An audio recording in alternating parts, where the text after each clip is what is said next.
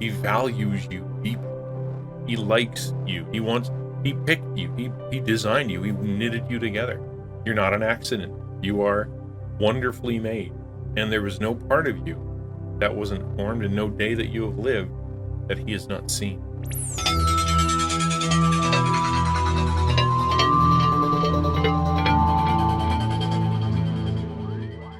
Okay, so you know what we're going to do? So today's verse of the day is Psalm 139, 9-10. And it says, if I take the wings of the morning and dwell in the uttermost parts of the sea, even there your hand shall lead me, and your right hand shall hold me.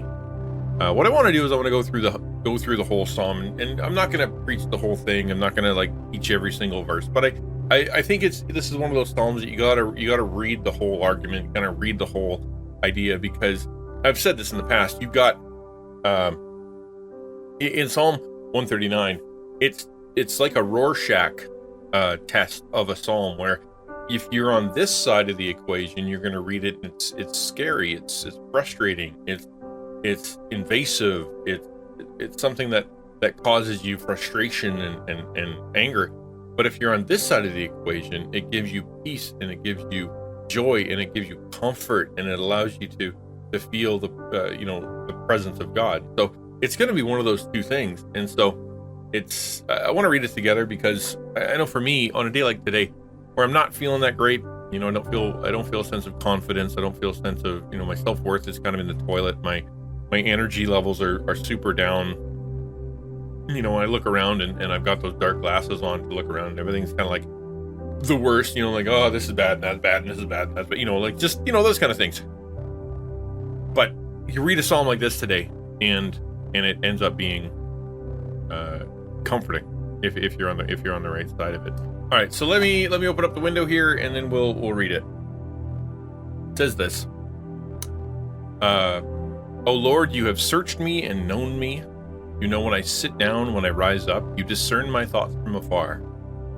You searched out my path and my lying down, and are acquainted with my way. Right. So first three verses, it's God knows where I am. God knows what I'm doing.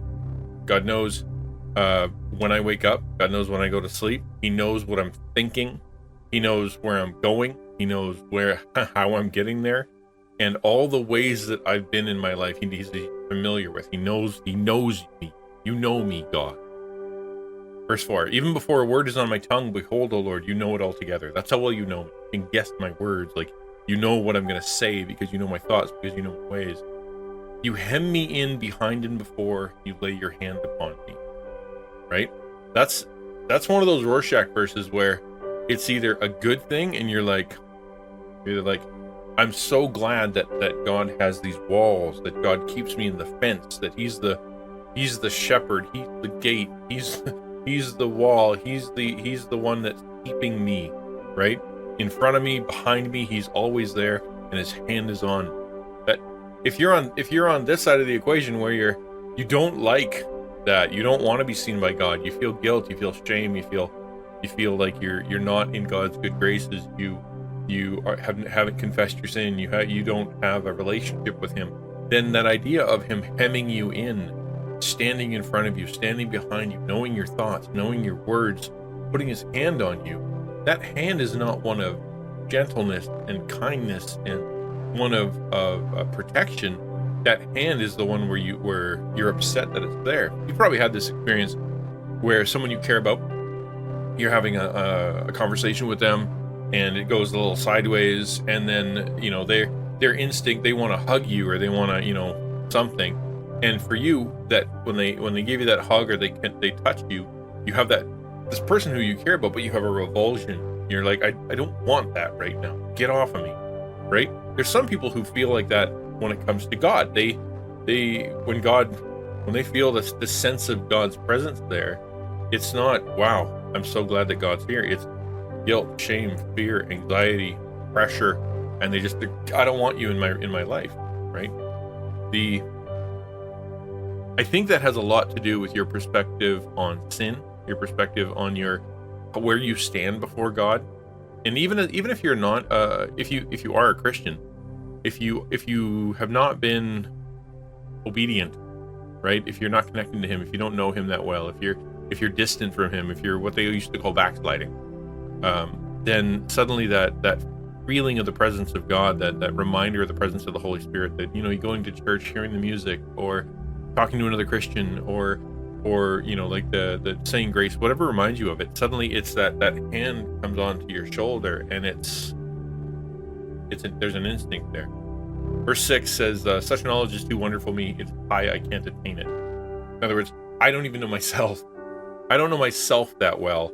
I don't understand how you can know me so well. That's amazing. I can't attain the level of knowledge about myself that you have. Verse 7. So now that you've had this moment with God, right? His hand is on your shoulder. He's come into the room, so to speak. His presence is there. You know he knows you. You know he knows what you did. You know he knows where you've been, what you've done, what your thoughts are, what your motives are. He's there. We get to verse 7. Read this. It says, where shall I go from your spirit? Or where shall I flee from your presence? If I ascend to heaven, you are there. If I make my bed in Sheol, you are there. If I take the wings of the morning and dwell in the uttermost parts of the sea, even there your hand shall lead me, and your right hand shall hold me. If I say, surely the darkness will cover me, and the light about me be night, even the darkness is not dark to you. The night is bright as the day, for darkness is as light with you. Depending on which side you're on, you're going to read that very differently. Because one is going to be, where shall I go from your spirit? Where shall I flee from your presence? As in, there's nowhere I can go that you can't find me. There's nowhere I can go that you're not with me. There's nowhere I can run, that I can fall. There's no level of height I can achieve, no depth that I can fall to, that you're not present with me. You are always there. If I'm in the east, if I'm in the west, if I am in the dark, you're there with me. Or there's the other side of, I don't want you around, but I can't escape you, right? Where I want to escape your spirit. How can I get away from you? How can I run from you? How do I flee from your presence so that I don't feel this way? If I take off and I have a great day and I ascend to heaven and everything is wonderful, you're there. If I go and I'm in the middle of misery and I climb into the pits of hell, you're there. If I run from you, no matter what direction, you're there. You are always there, and I can't hide from you. You know, you're going to get two different sides depending on your relationship with God, depending on your perception of your forgiveness, depending on whether or not you feel that you are accepted by Him. Right? It's a huge moment for you to realize the presence of God, the one who, the Creator, the one who loves me and knows me most. Either I'm so glad He's there, or I wish He wasn't. Right? That tells you a lot about yourself and a lot about your spirit. 4, it says, this is another Rorschach. This is another one of those tests. It says, for you formed my inward part, you knitted me together in my mother's womb. That either is an invasive thing, where it's like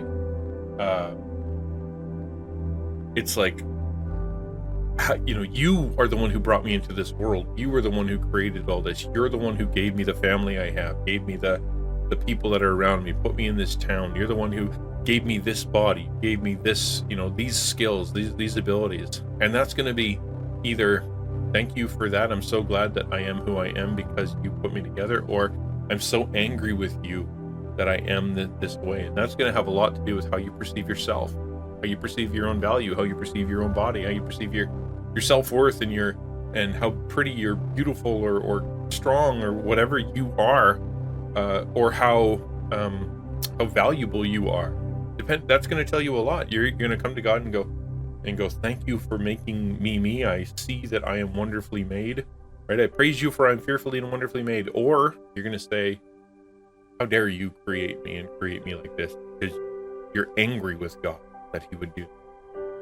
Verse 14, I praise you for I am fearfully and wonderfully made. Wonderful are your works. My soul knows it very well. My frame was not hidden from you when I was being made in secret, intricately woven in the depths of the earth.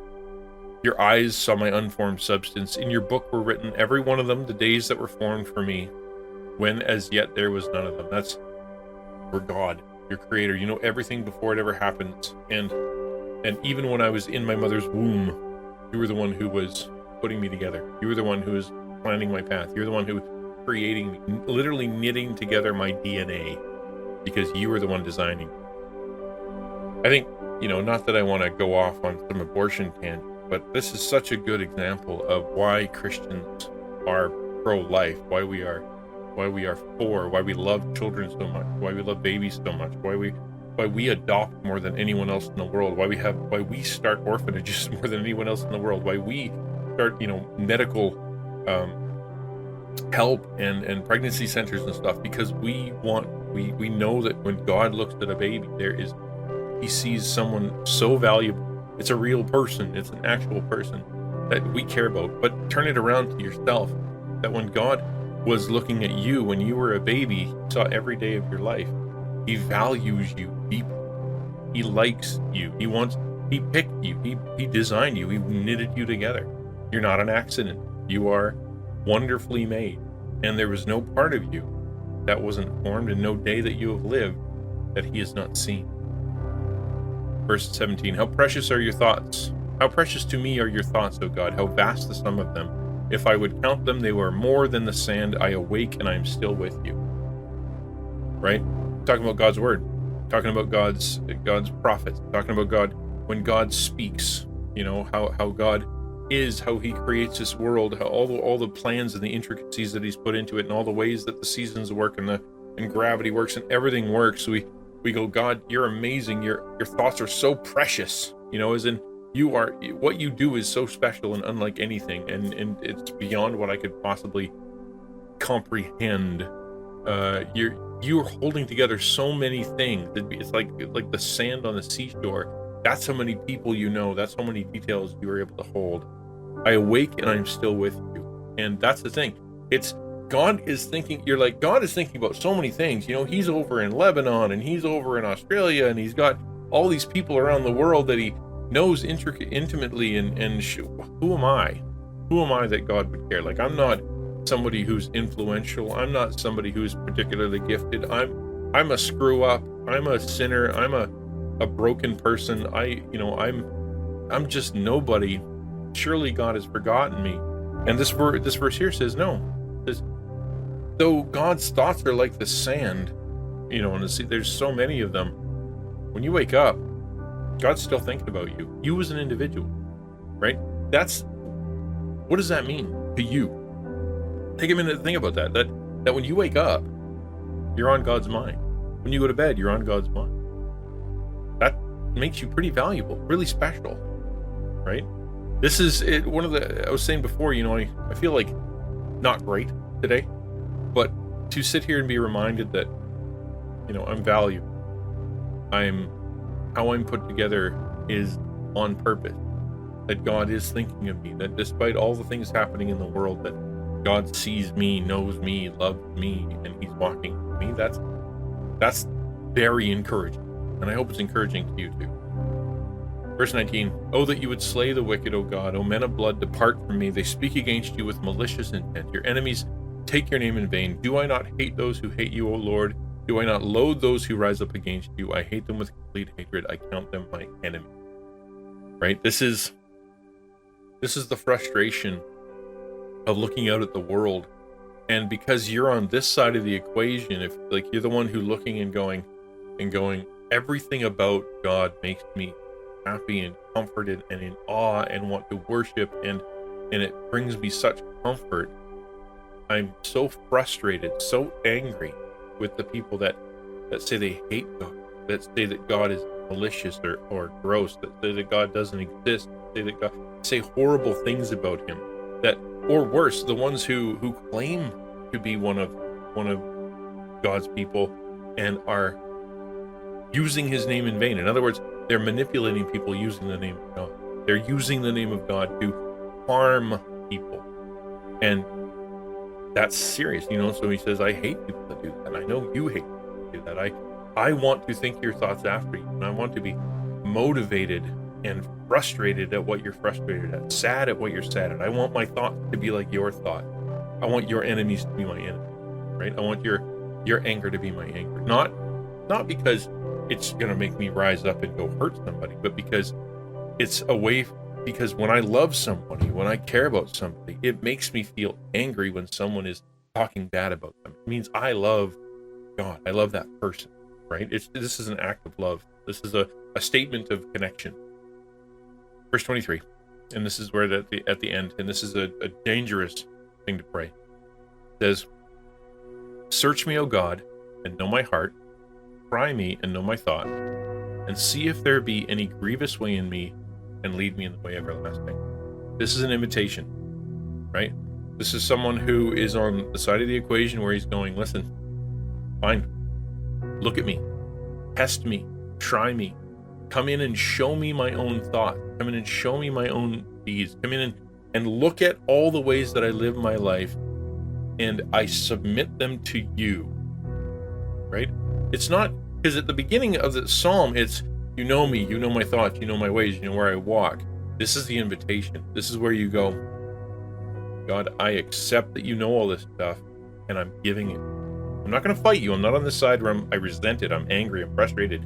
I want to hide from you. I'm on this side where I'm like, yep, you may have it. You may have all my thoughts and all my deeds and all my actions. And if you see anything in there, in all your wisdom and all your wonder and all your creativity and all your amazingness and all your omnipotence and omniscience, if you see any way that is not lining up with you, show me and lead me the right way. I will change my way to match yours, as opposed to saying, God, why don't you change your way to match me? I'm submitting to you. By the end of the psalm, if you have been on the journey, you've accepted the fact that you are seen and known beyond anybody else, that God is on your side, that God knows you intimately, he cares about you deeply, and you're giving him an opportunity. You're saying to him, I choose to not only let you have this, not only to accept that you're doing this, but that you would evaluate those thoughts, evaluate those, and then say, okay, if there's something wrong, show me, tell me, and I will. It's a beautiful song. It's one of my favorites, and I think it's a good way to start the week. So my encouragement to you, and this is sort of where the application comes in, is to go through the psalm. Ask the question, how do I feel about this? Am I comforted by the presence of God? Am I excited by the presence of God? Am I in awe of the fact that he knows me, he knitted me together? Are you thankful for being who you are? Are you happy with being where you are and who you are, with the family that you had, to be able to go, I see that God has worked in this? Maybe, you grew up in a not a good home, with a not a good parents, and not a good environment. Can you see now, as you've gone through that, the ways that God's able to redeem that and turn you into someone who has strength and abilities and a message that no one else has? Can you look at your body as even in the broken ways that it is, sick ways that it is, or the ways that things you can't do, and go, God designed this for me. I am valuable, and there are things that only I can, that I am valuable to be able to do in this world. And finally, can you look at God and say, God, if there's anything wrong with the way I'm thinking, if there's anything wrong with the way I'm acting, if there's anything wrong with the way that I'm existing right now, show me and help me to change.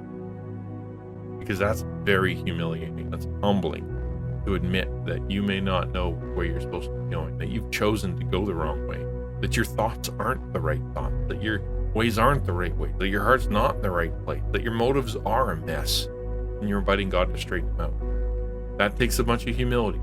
Do you have it, or are you willing? And jump, and then grab, and then jump again. This is all very dangerous. Can you imagine how many splinters this poor girl has?